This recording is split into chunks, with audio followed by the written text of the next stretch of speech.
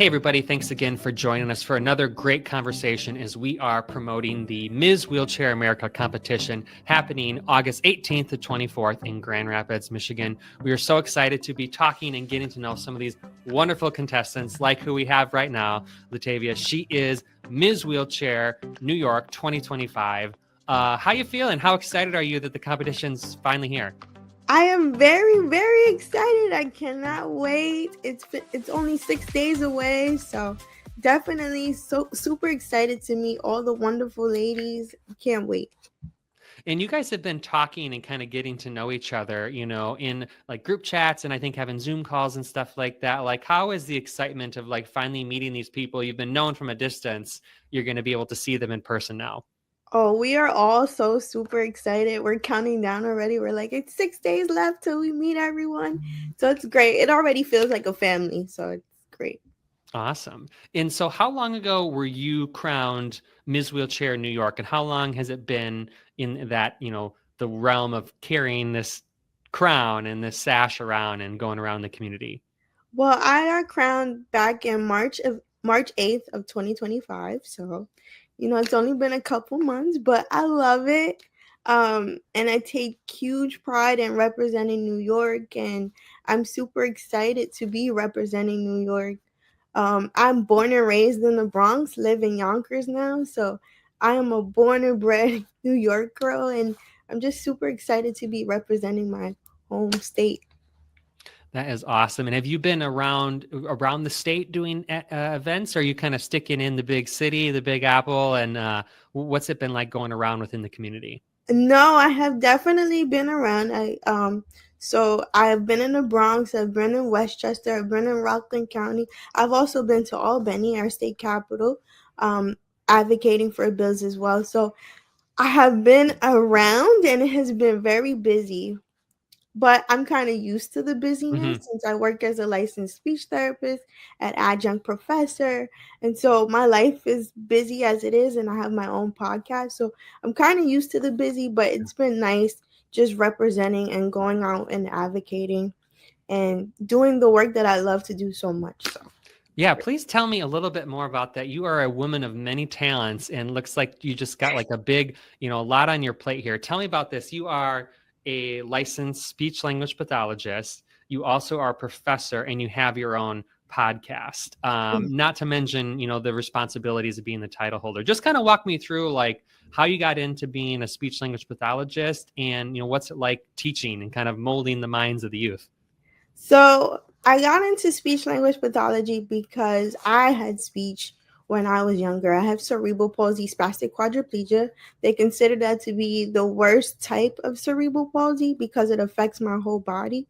So I've had early intervention, speech, occupational therapy, physical therapy. And so when I got into the profession, I wanted to give back to the ably different community. So I worked with preschool all the way to high school. And it's just wonderful working with the students because they often say to me all the time, I've never had an ably different speech therapist. And to see that you're able to do it means that I'm able to do anything that I want to do. So just being able to inspire the youth is great. I also work in the state of Maine, so I'm doing 2 states at one time. I do it virtually through Maine as well. So I have my license to practice in New York and Maine. And it's just great to work with the students. When it comes to the graduate students, I'm able to give them a sense, we're working on communication disorders, but I'm able to show them that people who are ably different are people first, and you have to treat the person first. So you have to do person-centered therapy. So to be able to give them speech therapy through a different lens, because I was once a patient and now I'm treating, it's very nice. And my students have told me before they get like a well-rounded experience working with me. So it's awesome. Oh, man. And then to find a time to jump in and be a content creator and do your podcast. It's called Queens on a Roll. What is some of the subjects that you talk about in this podcast? And who are some of the guests that you bring on and work with? So I created it back in April of 2022, and I just created it because I wanted to educate and inspire people about the ably different community. There's so many societal misconceptions about Hmm. there about people who are ably different. So I just wanted to be able to celebrate our successes and then talk about some of the challenges that we face. And some of them are my friends who have gone on to work. So we talk about the difficulties when it comes to working. We talk about the difficulties in going to college, but then we also celebrate the journey as well. So it's my friends, it's colleagues, it's people that I just meet and they have incredible stories and I want to share it. But I have to be honest, it has slowed down for me and I plan to get back on it. But it has slowed down since I've gotten the crown and been so busy advocating up in Albany for legislation. So it's been hard to create that content and Hmm. cultivate it, but I've been keeping my listeners up to date with everything that I've been doing on my platform. So Yeah. So you, once you are crowned on a state title, you all come to that competition with a platform, and now you're working on that advocacy. Can you tell us a little bit about what your platform is and how you've been working within your state legislation to hopefully have these meetings and have these conversations that can maybe turn into big impacts across the state and the nation? sure. So my platform is breaking barriers through education and leadership. And so I chose education because I work as a speech therapist, but I also chose leadership because I'm in a lot of the roles, where I am leading and by example for a lot of my students and my graduate students as well. But it's also to break systemic change. So here in New York, we are losing a lot of durable medical equipment providers. So when it comes to brace and prosthetics, there's been a 19% attrition rate, a 45% attrition rate in durable medical equipment providers. If I didn't have my equipment, then I couldn't go out and do the wonderful things that I love to do and be out in my community and just be able to share my story with everyone and celebrate and be in the community. So I have started advocating for legislation before I became Mhm. Miss Wheelchair to bring more independent providers back into the space so that it doesn't take us months to get our Mhm. wheelchairs repaired or we don't lose our places that provide prosthetics. So it's been challenging, but enjoying at the same time because I get to really get into that legislation Mhm. and advocate and meet with different legislators and kind of open their eyes to different things. Oftentimes in our community, sometimes it could feel like we get dismissed and pushed to the side and not heard. So I enjoy the fact that I get to represent for my state and speak for people who may not be able to speak for themselves. So that's kind of nice. And we're now waiting for the governor to sign the bill. So a lot of the work that I was doing previously and the work that I'm doing now, it's paying off. So I'm just super excited and I'm going to keep on advocating.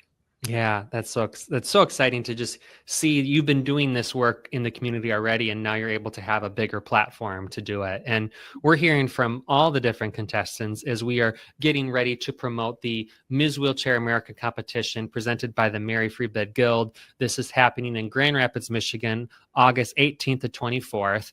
We're going to have women from across the nation come together and to learn, to grow, and find out who is going to be that new title holder for the whole nation. So, Latavia, what are you looking forward to most? I mean, there's workshops, there's competitions. How are you feeling about the whole competition part? Having to kind of compete against the ladies you've been working and getting to know over these past couple months.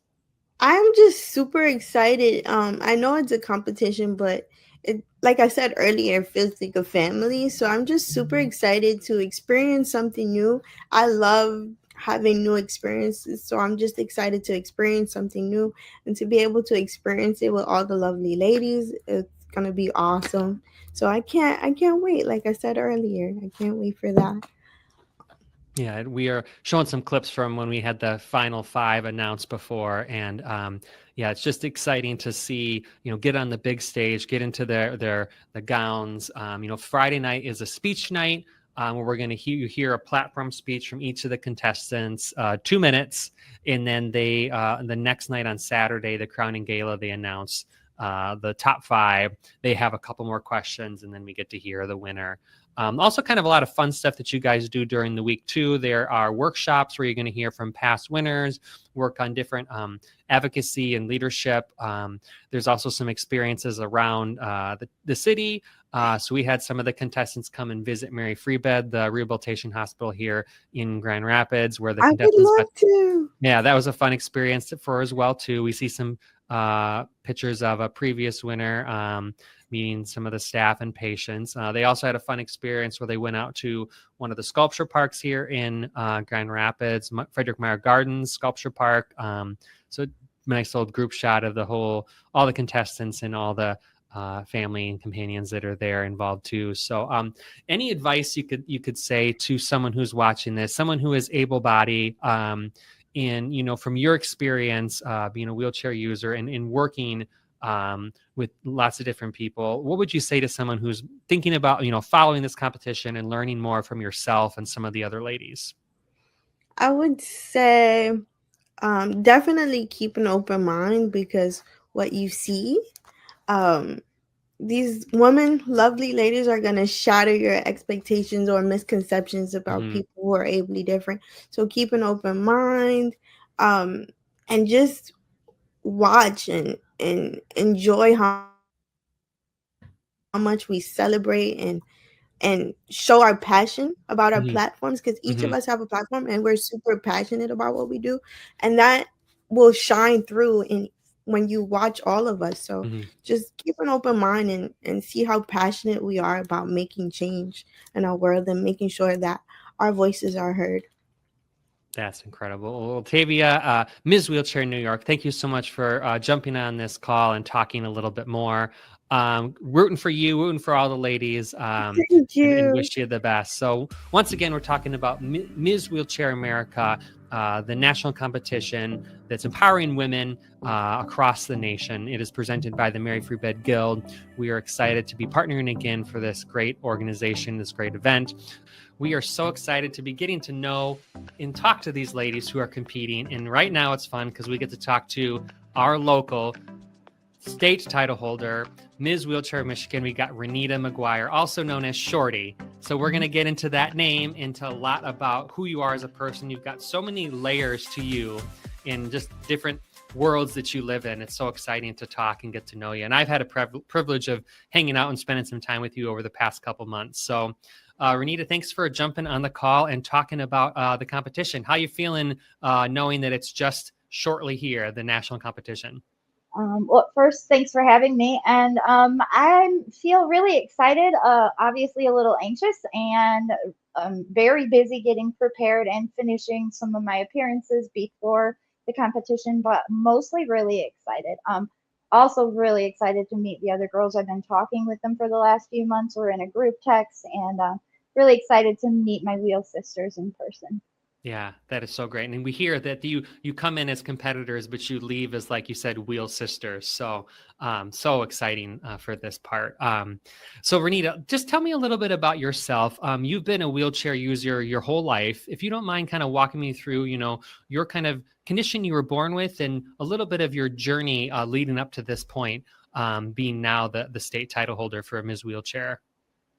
Okay, so I was born with a condition called arthrogryposis. It's a really rare congenital joint disorder. In my case, personally, it affects my 4 limbs, but my core is like average people. So from my shoulders to my fingers and my hips to my knees, I have a lot less range of motion, and I have less strength and grip in my hands as well. So I do a lot of things with my mouth.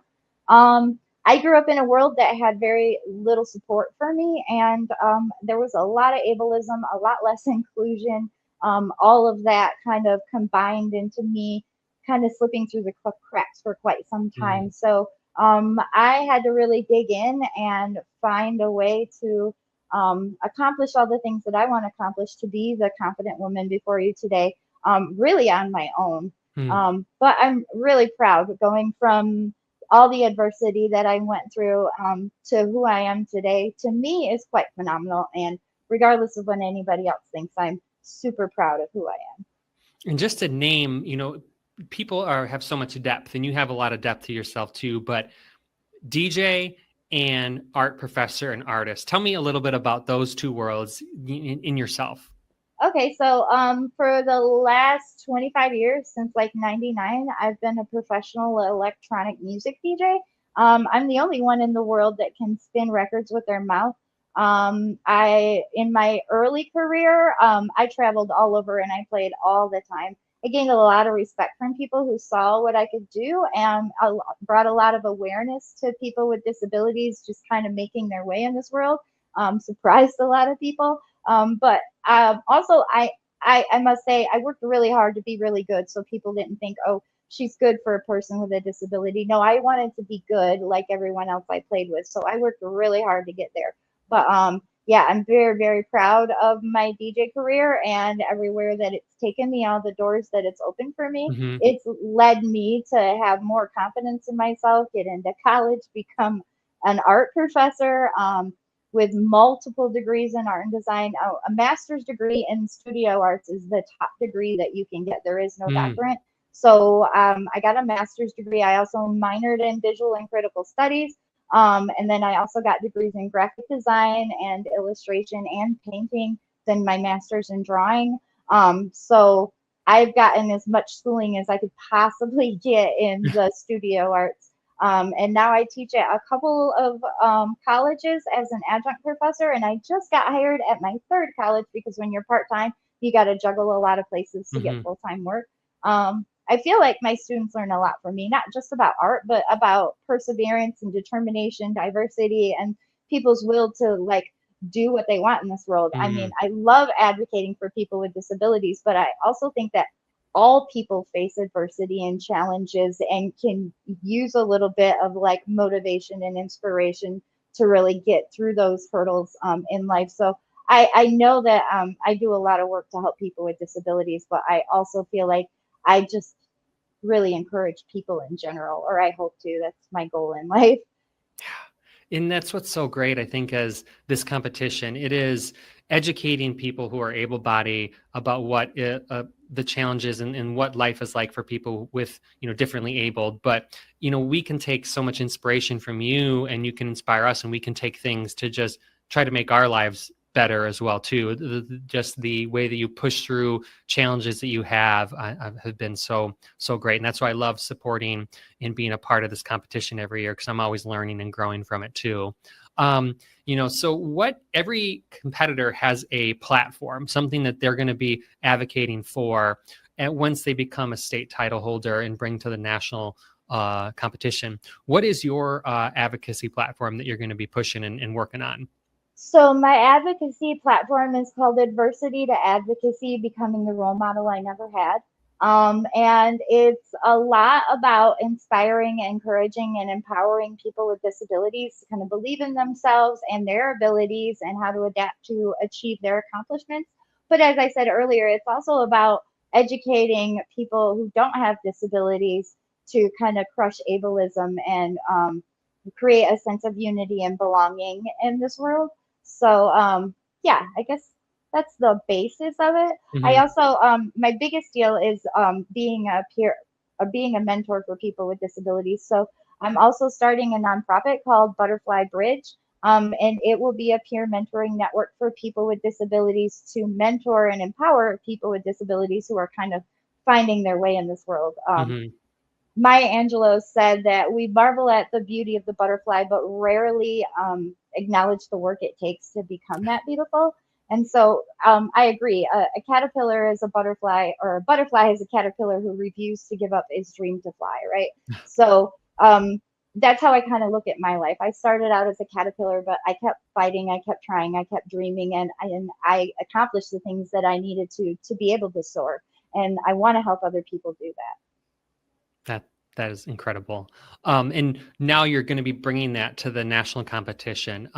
We talked about the Wheel Sisters and how you're looking forward to that. What's it been like in the lead up to it? The Zoom calls and the text messages, like, what are you excited about learning from the other competitors as we go to this competition? Well, I've always looked at the human population is a vast diversity of people, and people with disabilities are a part of that diversity. So when I talk to all my wheel sisters and see all their posts and the things that they're doing, I guess I'm inspired because they're powerhouses too, and they're Hmm. paving their way through this world and bringing awareness to all people. And so they have a lot of talents and viewpoints and stuff that they're bringing to the table that I'm also inspired by. So I'm really excited to see them in person and in action. I mean, there's actors, there's psychologists, there's advocates galore in this competition, and I'm really excited to be a part of that. And the challenge of the competition and having all of that competition, I think is really exciting to me too. We're watching some video of last year's speech night, where the competitors got up on stage in the ball gowns, and they were giving their platform speeches. They were talking about the things that they are going to work on as state title holders and trying to bring to the national stage. There's workshops, there's leadership lessons, there's also fun activities, a dance and some just like bonding activities that they do. They came in, a lot of the contestants came and visited Mary Free Bed to learn about just our rehabilitation efforts here in Grand Rapids. And they also got to participate in the city of Grand Rapids, going to Frederick Meyer Garden Sculpture Park and doing a scavenger hunt there. So just lots of different ways to make this competition, just a really great building environment where they're going to be connected for their lives together. And we've heard about so many of the competitors that have formed connections that last for many years, working on nonprofits together. It's just a great initiative that Ms. Wheelchair America has. So we have been talking about Ms. Wheelchair America, the national competition that's coming to Grand Rapids, Michigan, August 18th to 24th. It is presented by the Mary Free Bed Guild, who's been proudly supporting this organization for several years to bring the competition and help to increase it every year to get more competitors as part of it. Rynita, what is something that you would work on, and how would you celebrate if you won this title coming up here as the national competition? Well, if I become Miss Wheelchair America, I will continue to empower and inspire people with disabilities and people without, and educate them. I will continue to build my mentoring network, but on a much larger, more national platform. I don't think I'll lose touch with my wheel sisters. I'll definitely collaborate with some of them and things like that. But I think I'll just do everything I'm doing, but bigger and more across the country. And even if I don't win, although I'm going to speak it into existence that I Yeah. might, even if I don't win, I am not going to stop advocating or pushing, because that's kind of what my whole life has been about. And being a very public person with a disability, I've Mhm. just even inadvertently been empowering and educating and bringing awareness. But so I'll continue to do that throughout my whole life. But if I do win, I'll definitely be able to do that on a really large platform. I'll be really honored. So I'm excited to see what happens.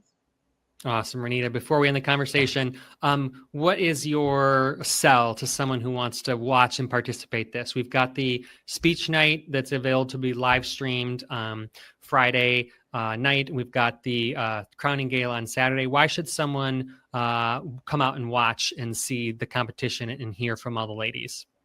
Well, obviously to support me, but also I just think it'd be really cool, whether you have a disability or don't have a disability, to see what all of us amazing women are doing in this world and the paths that we're making and how hard we worked, the incredible speeches, and to just really support. Obviously, because I'm from Michigan, a lot of people who can physically attend, some of them will know of me or be able to support me, but that doesn't mean that they are not going to be inspired by somebody else as well. And I totally encourage that. I'll be happy for whoever wins. So I think it's a really great opportunity to learn something new, possibly be inspired to participate as a contestant or volunteer or supporter in the future. It's a really great event. We put a lot of work into it, not just us, but the board as well and the organization. So it'd be really something fun to check out. And very educational and inspiring. Excellent. Well, Rynita McGuire, Ms. Wheelchair Michigan, competing on the national stage at Ms. Wheelchair America, presented by Mary Free Bed Guild, August 18th to 24th here in Grand Rapids, Michigan. Rynita, thanks so much for joining the call. We are rooting for you here in the state of Michigan. We're so excited to be talking with women from across the nation about this great competition. And right now we're taking a little stop in PA, Pennsylvania, and we're talking to Kelly Barrett. Kelly, congratulations on being named Ms. Wheelchair Pennsylvania 2025. How you feeling?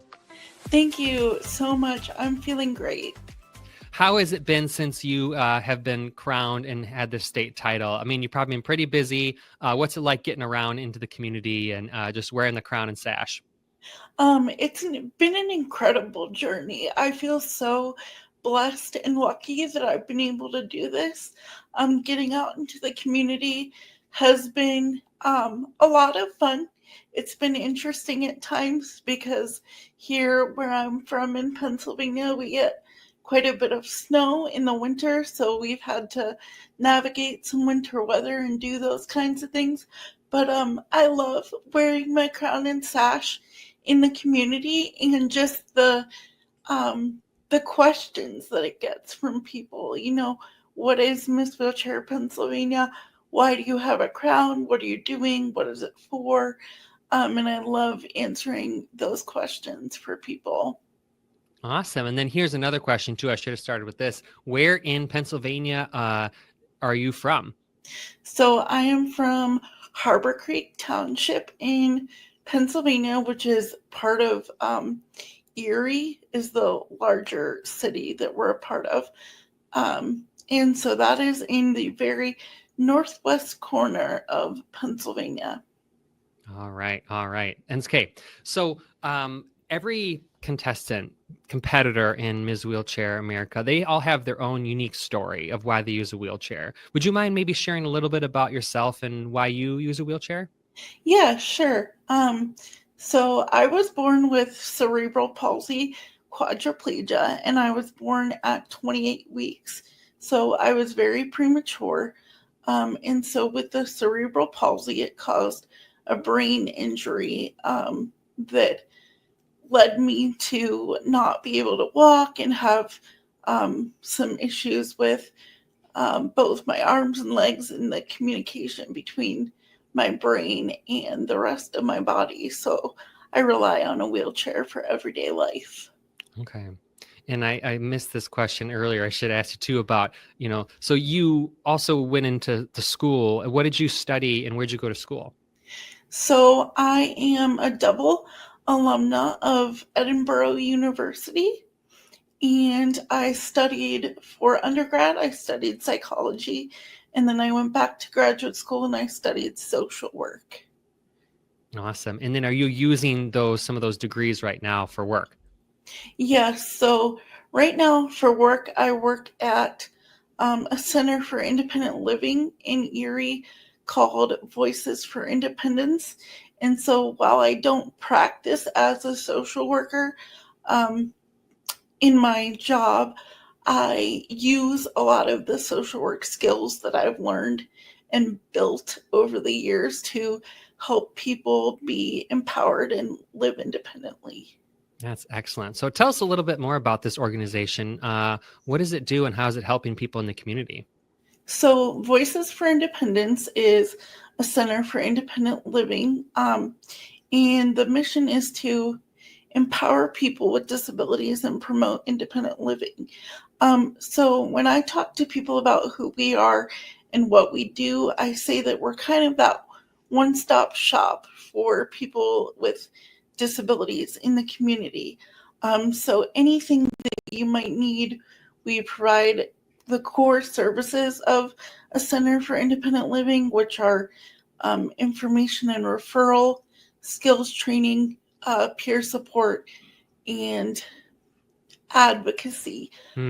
We also do nursing home transition for folks. So if people are in an institution, they can be referred to our organization, and we help them with everything they need, from finding an apartment to getting the equipment that they need and being able to move back out into the community.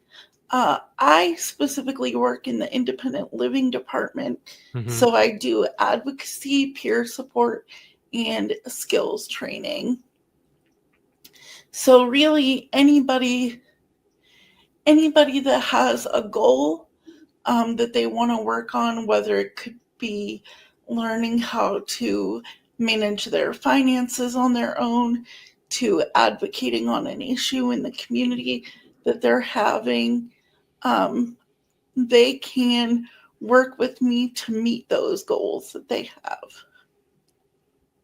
Yeah, that's great. And so this probably goes into your platform, but every single contestant has a platform that they're advocating for, that they've done a lot in their state title reign, but now they're bringing to the national title. Tell me a little bit about your platform. And I understand it has a little bit to do with the Supreme Court decision in '99. And so people who maybe aren't familiar with it, if you could tell us about that. Yes. So the title of my platform is The Legacy of the Olmstead Act, Home and Community-Based Services for All. And as state title holder, I focused on home and community-based services in Pennsylvania, but on the national level, I'm kind of broadening my focus a little bit more. As state title holder here in Pennsylvania, as in many other states, there's a lot of work to be done for home and community-based services. And so you asked me about the Supreme Court decision in 1999, and that was the decision in Olmstead versus LC. And this decision ruled that people with disabilities have the right to receive services in the community, or should I say the most integrated setting, rather than an institution, because there were two ladies. The case is named for Lois Curtis, who in Georgia had been institutionalized for many, many years. And she got together with an advocacy group, and they realized that she didn't need to be institutionalized and she could have been living in the community. And so there was a whole, there was a lot of legal implications to that, and it came down to the Supreme Court decision where the Supreme Court ruled, again, that people with disabilities have the right to receive services in the most integrated setting. And so for a lot of people with disabilities, that is our communities. Yeah. And so what are you hoping to push for with you advocating for using the ability within Ms. Wheelchair America on this national stage? What are you hoping to push for? So on the national stage, the way things work is that the states, because of Olmstead, states across the country have to offer services to people with disabilities in their communities. And a lot of states have what's called a waiver service, where people with disabilities can waive living in an institution to live in the community. The problem is right now, a lot of these systems in the different states are really broken. They're underfunded. So they're not a legislative priority for policymakers. And it makes it really hard then for people with disabilities to live full and meaningful lives. And I feel like the Olmstead decision promised people with disabilities the ability to live full and meaningful lives. However, many states are not. They're following that to the minimum, I should say, rather than looking at how home and community-based services can support people to really thrive in the community. So my mission with this platform is to really bring together the disability community, our allies and stakeholders, and then policymakers on the national level to really drive change so that all people with disabilities across the nation have the opportunity to live full and meaningful lives. Because right now, the ability to live independently really depends on what state you live in, and budget prioritization, and then also there's the national crisis of the direct care worker workforce that's going on. So that's something that I would also like to focus on as well. Great topics to be talking about on the national stage. We're watching footage from last year's Ms. Wheelchair America happening in Grand Rapids, Michigan. This is all presented by Mary Free Bed Guild. The hospital and the organization is just so thankful to be partnering alongside to help put this on the national stage. Kelly, as we wrap up this interview, what are you most looking forward to about competing at Ms. Wheelchair America and meeting some of the women and contestants you've been connecting with over the past few months? I'm so looking forward to meeting everyone in person, like you just mentioned. A lot of us have been able to get together via Zoom and text message groups to talk to each other and get to know each other. However, it will be so great to finally meet these wonderful ladies in person and get to see, our personalities out in the open and just meshing with everyone. And I'm really looking forward to all the opportunities for learning, especially how to become a better advocate.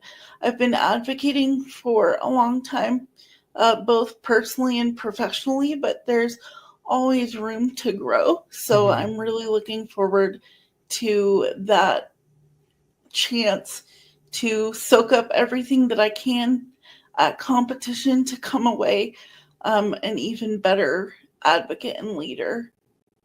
Awesome. Well, Kelly Barrett, Ms. Wheelchair, Pennsylvania 2025, thank you so much for chatting with us today as we preview the Ms. Wheelchair America competition presented by the Mary Free Bed Guild, happening in Grand Rapids, Michigan, August 18th to 24. You can watch and follow along. We'll be having all kinds of content on our social pages and Ms. Wheelchair America's social pages. You can watch the live stream of the speech night Friday that week around 7:30 p.m. You can also then catch the crowning gala where we're going to name the top 5 and then crown the winner of the next year's Ms. Wheelchair America. So we're so happy for you guys to watch this and to hear from Kelly. Stay tuned for more.